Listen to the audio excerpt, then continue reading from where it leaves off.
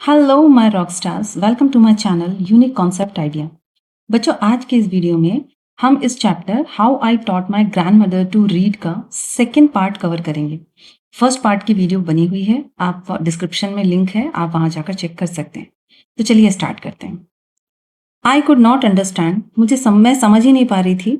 Y my 62 years old grandmother was telling me a 12 years old. मेरी 62 years old grand mother, 62 साल की मेरी दादी, ये सारी बातें मुझसे कर रही थी शेयर, जबकि मैं सिर्फ 12 साल की थी।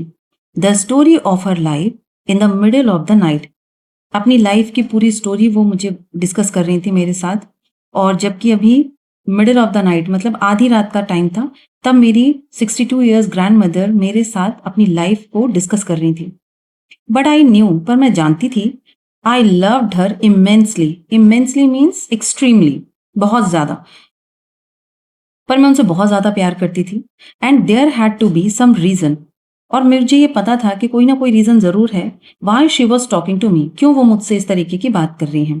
I looked at her face, मैंने उनका फेस देखा। इट वॉज अनहैप्पी, बहुत दुखी थी वो। उनके फेस पर हैप्पीनेस नहीं थी, थोड़ा दुख दिख रहा था उनके फेस पर। And her eyes was filled with tears, और उनकी जो आंखें थी वो आंसुओं से भरी हुई थी। She was a good looking lady, वो बहुत सुंदर महिला थी। Who was usually always smiling, जो कि हमेशा, मोस्टली हमेशा वो स्माइल करती थी।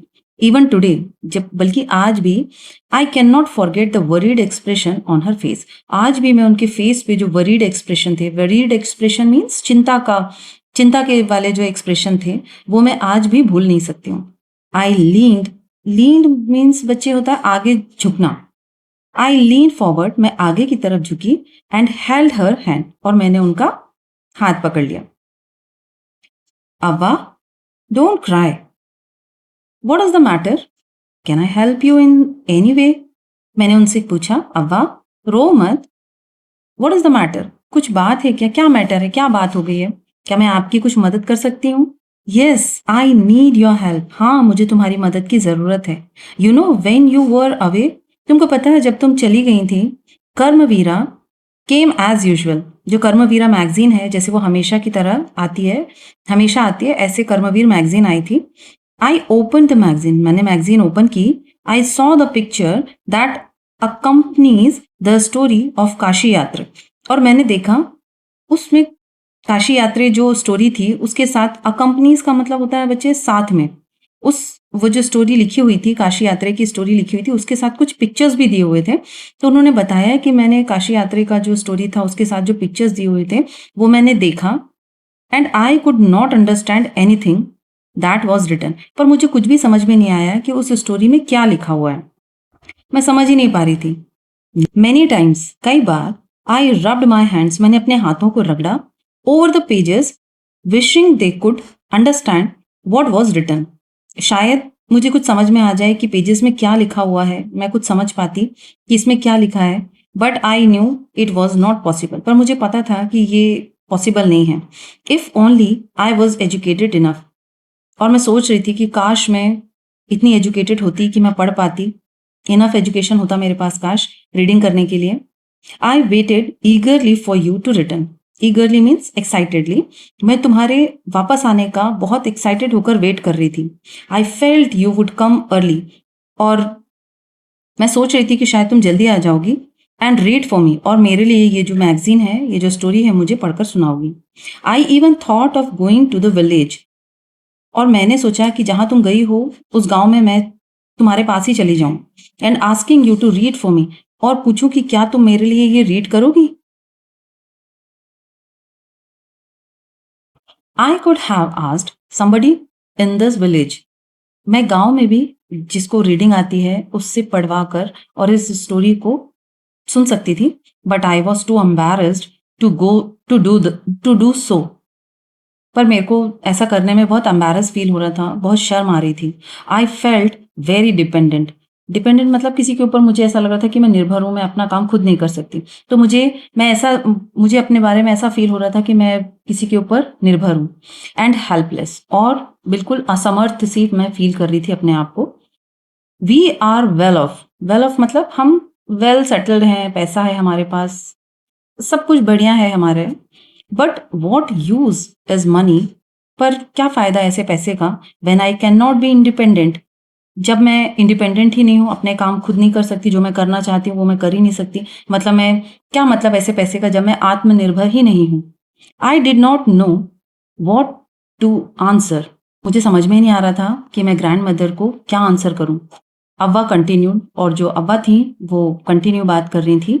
आई हैव डिसाइडेड, मैंने ये डिसाइड किया है, मेरी ग्रैंड मदर ने कहा कि मैंने ये डिसाइड किया है, आई वॉन्ट टू लर्न, मैं पढ़ाई स्टार्ट करूंगी, मैं सीखूंगी पढ़ना। The Kannada alphabet from tomorrow onwards, कल से मैं कन्नडा अल्फ़ाबेट्स पढ़ना स्टार्ट करूंगी। आई विल वर्क हार्ड, मैं बहुत मेहनत करूंगी। I will keep Saraswati Puja day during Dussehra as the deadline, और जो दशहरा की जो सरस्वती पूजा होती है वो दिन तक मैं डेडलाइन रखती हूँ। डेडलाइन का मीन्स होता है कि एक टाइम फिक्स कर दिया है हमने कि सरस्वती पूजा का जो दशहरा की जो सरस्वती पूजा है उस समय तक का मैंने टाइम पीरियड एक फिक्स करके रखा है। दैट डे, उस दिन, I should be able to read a novel on my own, उस दिन तक मैं किसी भी नॉवल को पढ़ने के लिए बिल्कुल कैपेबल रहूंगी, मैं खुद से ही उस नॉवल को पढ़ूंगी, इतना मैं सीख लूंगी। तो मैंने एक सरस्वती पूजा को डेडलाइन फिक्स कर दिया है कि इस समय तक मुझे पढ़ना आ जाना चाहिए, मैं पढ़ने लगूंगी। I want to be independent, और मैं इंडिपेंडेंट हो जाऊंगी, मैं खुद से पढ़ूंगी। Now I saw the determination on her face, मैंने उनके फेस पर एक दृढ़ निश्चय देखा, एक आत्मविश्वास देखा। येट आई लाव्ड एट हर, फिर भी मैं उनके ऊपर थोड़ा हंसी, मुझे हंसी आई उनके ऊपर। अव्वा, at this age of 62 you want to learn the alphabets, अव्वा आप 62 एज की हैं और आप अल्फाबेट्स पढ़ना चाहती हैं। All your hair is grey, आपके सारे बाल ग्रे हो गए हैं। Your hand are wrinkled, your hands are wrinkled, आपके जो हाथ हैं उनमें पूरी झुर्रियां आ गई हैं। यू वेयर स्पेक्टिकल्स, आप तो चश्मा भी लगा हुआ, चश्मा पहनते हैं आप। And you work so much in the kitchen, और किचन में भी आपको इतना काम रहता है, किचन में आप कितना काम करते हैं। Childishly I made fun of the old lady, childishly मतलब बचकाने बच्चों जैसी हरकत कर रही थी मैं मेरी दादी के साथ। I made fun of the old lady, मैंने थोड़ा सा उनका मजाक उड़ाया, उनके साथ मस्ती की। बट शी जस्ट स्माइल्ड, पर उन्होंने सिर्फ स्माइल किया। फॉर अ गुड कॉज, एक अच्छे काम के लिए। इफ यू आर डिटरमाइंड, अगर आप दृढ़ निश्चय हैं। You can overcome any obstacles, obstacles का मतलब होता है बच्चे रुकावटें। अगर आपकी लाइफ में कुछ ऑब्स्टिकल्स हैं, रुकावटें हैं, तो आपको ओवरकम करना, उनको सीखना पड़ेगा। तो वो बता रही हैं, ग्रैंड मदर बोल रही हैं कि अगर कोई अच्छा काम आप करना चाहते हैं तो रास्ते में अगर कुछ ऑब्स्टिकल्स आते हैं, कुछ रुकावटें आती भी हैं, तो उनको ओवरकम करना चाहिए, दृढ़ निश्चय रखना चाहिए कि हमको ये काम करना ही है। Okay, I will work harder than anybody, मैं बाकी सभी लोगों में से मैं सबसे ज्यादा मेहनत करूंगी। But I will do it, लेकिन मैं ये जरूर करूंगी, मैं ये करूंगी। For learning there is no age bar, पढ़ने की कोई उम्र नहीं होती है, पढ़ने की नो एज बार नहीं है।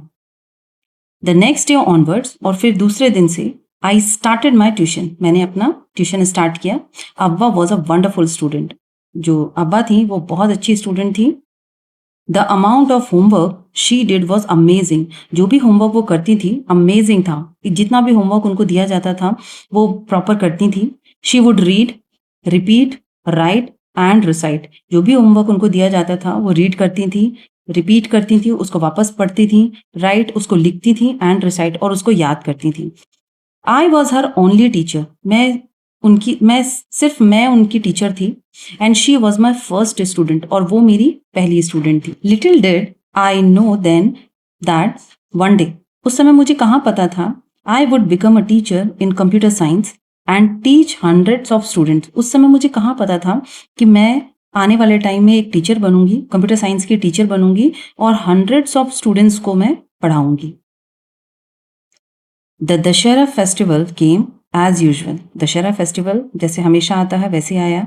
सीक्रेटली आई बॉट काशी यात्रे, चुपके से मैंने काशी यात्रे की जो बुक थी, which had been published as a novel by that time, जो कि उस समय, पहले तो वो सीरियल में आती थी और अब उसकी पूरी काशी यात्रे की एक नॉवल ही, बुक ही पब्लिश हो चुकी थी।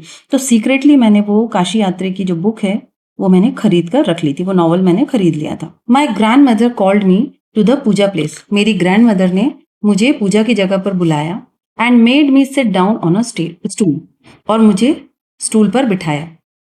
She gave me a gift of frock material. उन्होंने मुझे फ्रॉक का जो मटेरियल था वो गिफ्ट किया। Then she did something unusual, और फिर उन्होंने कुछ अजीब सा किया। शी बेंट डाउन, वो झुकी, एंड टच माई फीट, और मेरे पैरों को टच किया। आई वॉज सरप्राइज, मैं बिल्कुल हैरान रह गई। And taken aback means surprised bye something unexpected.